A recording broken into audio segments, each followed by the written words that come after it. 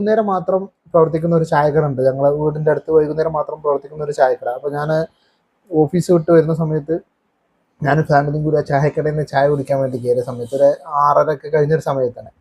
അപ്പോൾ അവിടെ ചായ കുടിച്ച് പൈസ കൊടുക്കാൻ നേരത്ത് ആ പൈസ വാങ്ങുന്ന ആ കൗണ്ടറിൻ്റെ അടുത്ത് തന്നെയാണ് ഈ കടികളൊക്കെ വെച്ചിട്ടുള്ള ഒരു ചില്ലിൻ്റെ ഒരു കൂടുള്ളത്. അതിലാണ് വിവിധ കടികളൊക്കെ ഉള്ളത് ആ കടയിൽ.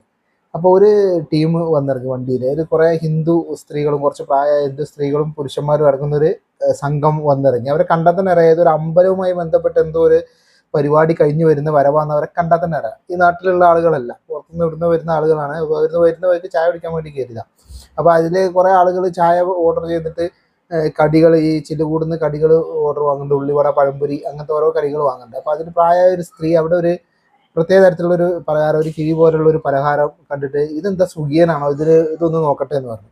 അപ്പോൾ അവിടെയുള്ള ആ താത്ത, ആ കട നടത്തുന്ന താത്ത പറയണ അത് നിങ്ങൾ കഴിക്കണ്ട, അത് നിങ്ങൾക്ക് പറ്റിയതല്ല, നിങ്ങൾ അത് കഴിക്കണ്ട, വേറെ കഴിച്ചോളി. അപ്പോൾ അത് അങ്ങനെ പറയാനുള്ള കാരണം എന്താണെന്ന് വെച്ചാൽ ആ പലഹാരത്തിൽ ബീഫ് അടങ്ങിയിട്ടുണ്ട്. അപ്പോൾ ഇവർ ബീഫ് കഴിക്കാൻ സാധ്യതയില്ല, ഇവർ അമ്പലത്തിൽ നിന്നൊക്കെ പോയി വരുന്ന ആൾക്കാരായതുകൊണ്ട് ഇവർ ബീഫ് കഴിക്കാൻ സാധ്യതയില്ല എന്ന് പറഞ്ഞിട്ട് ആ താത്ത അവരോട് പറയണം അത് നിങ്ങൾ കഴിക്കണ്ട, നിങ്ങൾ വേറെ എടുത്തോളി എന്ന് പറഞ്ഞു. അപ്പോൾ ആ വേറെ എടുത്തോളി എന്ന് പറഞ്ഞപ്പോൾ ഈ ചേച്ചി വേറൊരു കടി എടുത്ത് അത് വാങ്ങിപ്പോയി. അപ്പം ഞാൻ ആലോചിക്കുന്നത് എന്താ വെച്ചാൽ ഇവർ ബീഫ് കഴിക്കില്ല എന്ന്, കഴിക്കാൻ സാധ്യതയില്ല എന്ന് മനസ്സിൽ കണക്ക് കൂട്ടിയിട്ട് അത് കഴിക്കണ്ട എന്ന് പറയുന്ന ഒരാളുകളാണ് നമ്മുടെ മലപ്പുറം ജില്ലയിലും അല്ലെങ്കിൽ കേരളത്തിലും ഒക്കെ ഉള്ള മുസ്ലിം ആളുകളായിട്ടുള്ള ആളുകൾ. അല്ലാതെ അവർ നിർബന്ധിച്ച് ആരെയും ബീഫ് കഴിക്കാൻ എന്താ പറയുക, ആരെയും ബീഫ് നിർബന്ധിച്ച് കഴിപ്പിക്കാൻ സാധ്യത വളരെ കുറവാണ്. അല്ലെങ്കിൽ അങ്ങനെ ബീഫ് നിർബന്ധിച്ച് കഴിപ്പിക്കുന്നതുകൊണ്ട് എന്തെങ്കിലും ഒരു പുണ്യപ്രവൃത്തി കിട്ടുമെന്ന് വിശ്വസിക്കുന്ന ആളുകളെല്ലാവരും. ഞാൻ ഇസ്ലാമിനെയും ഇസ്ലാമിക മതഗ്രന്ഥങ്ങളൊക്കെ നിശിതമായി വിമർശിക്കുന്ന ആളുകൾ തന്നെയാണ്.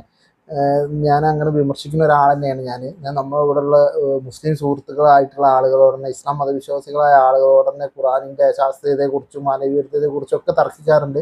ഞാൻ ഇസ്ലാമിനെ നഖശികാന്തം എതിർക്കുന്ന ഒരാളാണ്.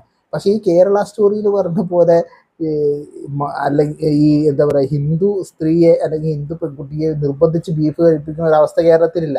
മാത്രമല്ല നമ്മുടെ മലപ്പുറം ജില്ലയെക്കുറിച്ചൊക്കെ ഈ സംഘപരിവാർ അനുകൂലികളായിട്ട് ആളുകൾ, മലപ്പുറം ജില്ലയിലെ ആളുകൾക്ക് ജീവിക്കാൻ കഴിയാത്ത അവസ്ഥയാണ്. മലപ്പുറം ജില്ലയിലെ ആളുകൾ വളരെ അങ്ങനെ രീതിയിലുള്ളൊരു നെഗറ്റീവാണ് പുറത്തൊക്കെ മലപ്പുറം ജില്ലയെക്കുറിച്ചൊക്കെ ഇവർ എന്താണ് ഇറക്കി വിടുന്നത്.